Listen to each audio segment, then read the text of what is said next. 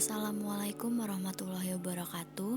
Perkenalkan, nama saya Nadia Silviana dengan NIM 2511757, mahasiswa program studi teknik lingkungan Institut Teknologi Sumatera. Saya akan menjelaskan tentang perencanaan rainwater harvesting di gedung asrama ITERA.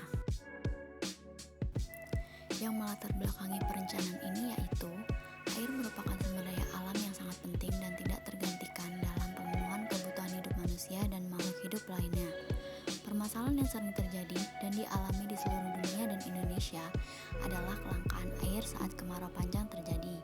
Maka dari itu, muncullah Peraturan Menteri Pekerjaan Umum Nomor 6 Tahun 2011 tentang pedoman penggunaan sumber daya air yang menyatakan bahwa kelompok pengguna air dalam jumlah besar wajib memanfaatkan air hujan dan air dari daur ulang limbah paling lambat 5 tahun sejak permen ini diundangkan.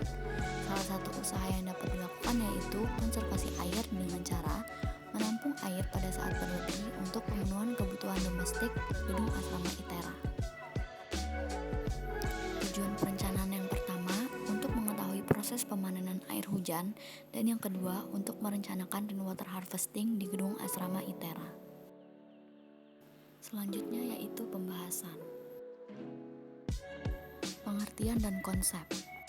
Pemanenan air hujan terdiri dari 3 elemen dasar seperti area koleksi, sistem alat angkut, dan fasilitas penyimpanan. Biasanya, tempat penampungan yang digunakan adalah atap rumah atau bangunan. Luas efektif atap dan bahan yang digunakan dalam membangun atap mempengaruhi efisiensi pengumpulan dan kualitas air. Sebuah sistem pengangkutan biasanya terdiri dari talang atau pipa yang memberikan air hujan yang jatuh di atas atap untuk tangki air atau kapal penyimpanan lain. Ada berbagai teknik penerapan pemanenan air hujan, salah satunya yaitu penampungan air hujan atau PAH. PAH merupakan wadah yang digunakan untuk menampung air hujan yang jatuh dari atas bangunan, seperti rumah, gedung perkantoran, atau industri yang nantinya disalurkan melalui talang.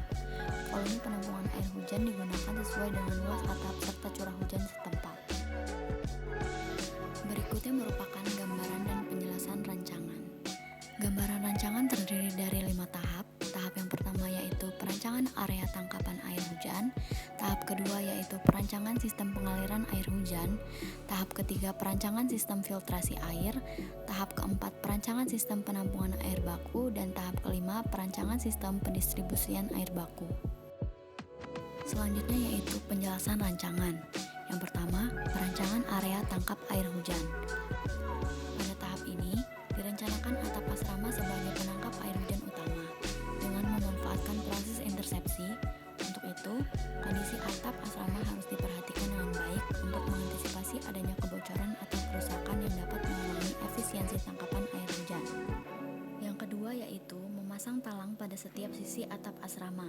Pemasangan talang ini bertujuan sebagai penadah air hujan yang turun melalui genteng yang kemudian mengalir ke talang lalu menuju pipa yang telah dipasang pada sudut atap yang sudah dipasang talang air. Berikut beberapa hal yang perlu diperhatikan dalam pemasangan talang. Yang pertama, kemiringan talang. Talang dengan panjang lebih dari 10 meter sebaiknya dibagi menjadi 2 dengan posisi kemiringan tinggi di kemudian turun ke pinggir-pinggirnya. Kemiringan talang yang baik adalah 1-2 cm per 3 meter panjang talang, yang artinya untuk sebuah talang yang memiliki panjang 3 meter, salah satu ujungnya harus terletak 1-2 cm lebih rendah dibandingkan ujung sudutnya. Yang kedua, sambungan atau siku. Gunakan sambungan talang sesuai ukuran atau model talang yang digunakan. Manfaatkan silen silikon pada bagian sambungan untuk mencegah kebocoran. Yang ketiga, corong talang. Corong talang menjadi lokasi yang rawan bocor. Kerusakan pada corong talang umumnya terjadi karena air tidak mengalir dengan benar dan menggenang pada bagian tersebut. Hal ini sering disebabkan oleh tumpukan sampah atau daun yang terbawa air hujan. Oleh karena itu, harus rajin membersihkan bagian ini dari sampah jika ingin talang tahan lama. Selanjutnya ada pemasangan pipa. Memasang saluran pipa pada tiap sudut atap untuk mengalirkan air dari talang menuju filtrasi, yang akan dilanjutkan menuju penampungan sehingga air yang didapatkan dari penampungan sudah jernih karena telah melewati fase penjernihan. Pipa yang akan digunakan dalam perencanaan ini adalah pipa PVC berdiameter 100 mm. Yang keempat yaitu pemasangan filter. Setelah pipa yang mengalirkan air dari talang, lalu tahap berikutnya yaitu menuju tempat filtrasi, di mana berfungsi sebagai penjernihan agar air yang dihasilkan siap dipakai sebagai air baku. Adapun tahap penyaringan terdapat dua tahap. Yang pertama, air yang turun dari pipa akan melalui tahap penjernihan pertama, yaitu dengan penyaringan menggunakan batu dan kerikil setebal 20 cm yang berfungsi menyaring kotoran-kotoran dengan ukuran yang besar. Setelah itu, air akan mengalir menuju penjernihan tahap berikutnya, yaitu tahap 2. Pada tahap ini menggunakan lapisan ijuk setebal 10 cm, kerikil 30 cm, yang kemudian dialirkan menuju bak penampung yang artinya sudah menjadi air baku. Yang terakhir adalah pemasangan bak penampung. Bak penampung yang akan digunakan adalah tangki air dengan kapasitas 8.000 liter yang akan dipasang di atas permukaan tanah. Kemudian setelah itu memasang pompa yang akan dialirkan menuju kamar-kamar yang ada melalui saluran pompa utama agar tidak lebih banyak pemasangan pipa lagi. Berikutnya aplikasi di lapangan. Pada tahap perancangan dan pembangunan, kondisi atap gedung asrama sebagai area intersepsi dan penampungan hujan sebelum menuju saluran air harus diperhatikan dengan baik. Jangan sampai terjadi kerusakan atau kebocoran pada genteng sehingga penampungan air hujan menjadi tidak efektif.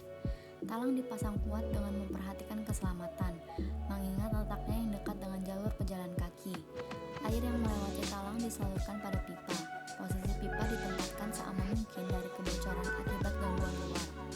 Untuk pipa yang melewati jalan ditempatkan di bawah permukaan tanah, sehingga aman dari goncangan luar. Selanjutnya pada tahap penggunaan dan perawatan. Pembersihan filter secara berkala, terutama pada salinan, sehingga sedimen yang dibawa oleh air hujan dari atap gedung dan talang tidak mengganggu proses filtrasi atau penjernihan air.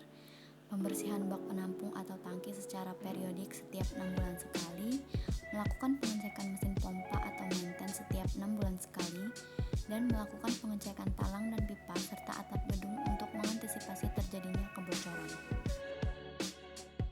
Kesimpulan yang dapat ditarik yaitu, pemanenan air hujan terdiri dari 3 elemen dasar, seperti area koleksi, sistem alat angkut, dan fasilitas penyimpanan.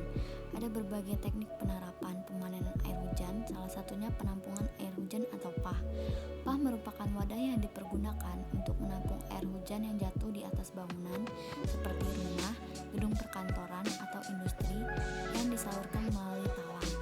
Perancangan rainwater harvesting pada gedung asrama ITERA terbagi menjadi 5 tahapan. Yang pertama perancangan area tangkapan air hujan, yang kedua perancangan sistem pengaliran air hujan, yang ketiga perancangan sistem filtrasi air, yang keempat perancangan sistem penampungan air baku, dan yang kelima perancangan sistem pendistribusian air baku. Sekian yang dapat saya jelaskan tentang perencanaan rainwater harvesting di gedung asrama ITERA. Lebih dan kurangnya saya mohon maaf. Terima kasih. Wassalamualaikum warahmatullahi wabarakatuh.